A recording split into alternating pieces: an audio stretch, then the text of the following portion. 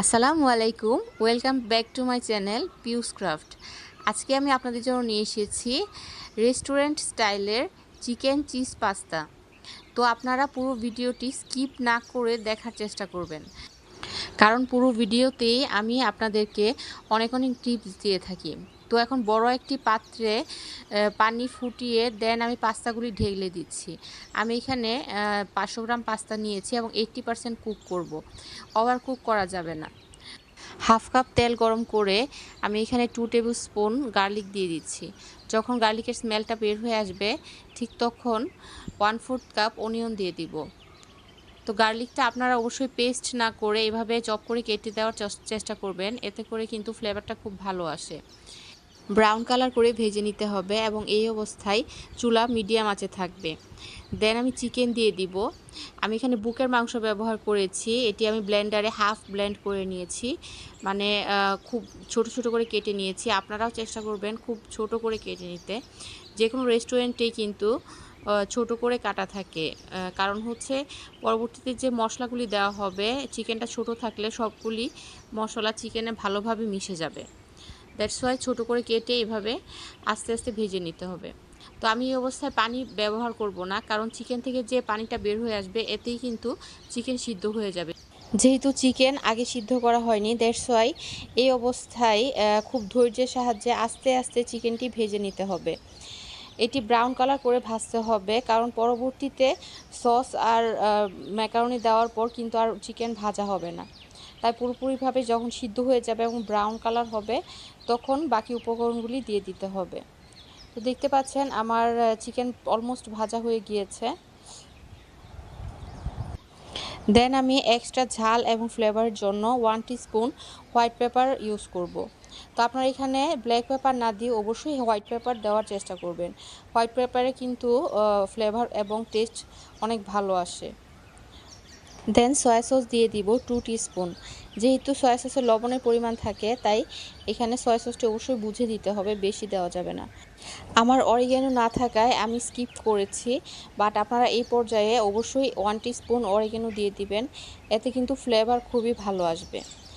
দেন আমি ভালোভাবে সবগুলি উপকরণ মিশিয়ে নিব এবং লবণ দিয়ে দিব 1 টিস্পুন। যেহেতু আমি সয়া সস দিয়ে দিয়েছি 2 টিস্পুন, তাই লবণের পরিমাণ এখানে কম দিচ্ছি। সয়া সস না দিলে আপনারা এখানে 1.5 থেকে 2 টিস্পুন লবণ দিয়ে দিবেন। দেন আবারও ভালোভাবে সব কিছু মিশিয়ে দিতে হবে। তো অবশ্যই নিচে দিয়ে ভালোভাবে এইভাবে নাড়া দিয়ে দিতে হবে একটু পর পর, কারণ নিচে যদি পুড়ে যায় তাহলে পুরো টেস্টটাই নষ্ট হয়ে যাবে। দেন আমি সবগুলি উঠিয়ে নিচ্ছি এবং 4টি ডিম দিয়ে দিব। আমি ডিমটা এখানে জাস্ট বাড়ানোর জন্য দিয়েছি এবং টেস্টটাও একটু ভালো আসবে। আপনারা চাইলে ডিম স্কিপ করতে পারেন।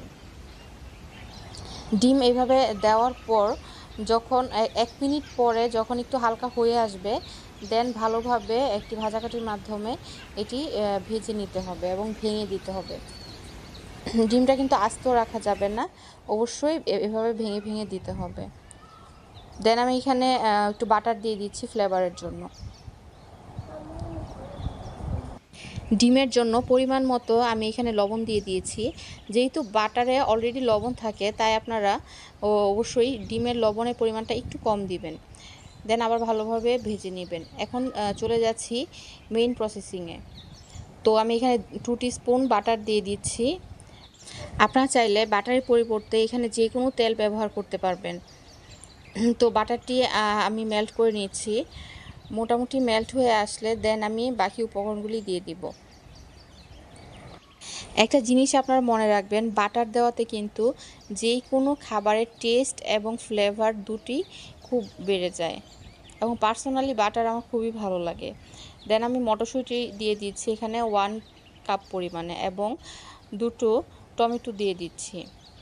তো মটরশুঁটি কিন্তু আমি সারা বছর জাস্ট ছিলে ও এয়ারটাইট বক্সে করে আমি ডিপে সংরক্ষণ করে রাখি এবং পরবর্তীতে যখন মটরশুঁটি পাওয়া যায় না তখন আমি এটি ইউজ করি। আপনারাও চাইলে এইভাবে ইউজ করতে পারেন। তো আমি এখানে ভেজিটেবলের পরিমাণে জাস্ট হাফ টিস্পুন এখানে লবণ দিয়ে দিচ্ছি এবং কয়েকটি কাঁচামরিচ দিয়ে দিচ্ছি। কাঁচামরিচটা আমি মাঝখান দিয়ে কেটে দিয়েছি। কাঁচামরিচ যদি আস্ত দেন তাহলে কিন্তু ফ্লেভারটি ভালোভাবে আসবে না এবং ফুল চিড়ে দিলে তখন কিন্তু ঝালের পরিমাণ বেড়ে যাবে, দ্যাটস ওয়াই মাঝখান দিয়ে কেটে দিয়েছি আমি। আপনারা এখানে 5 মিনিটের মতো ভেজে নেবেন এই ভেজিটেবলগুলি, কারণ পরবর্তীতে আর ভাজা হবে না।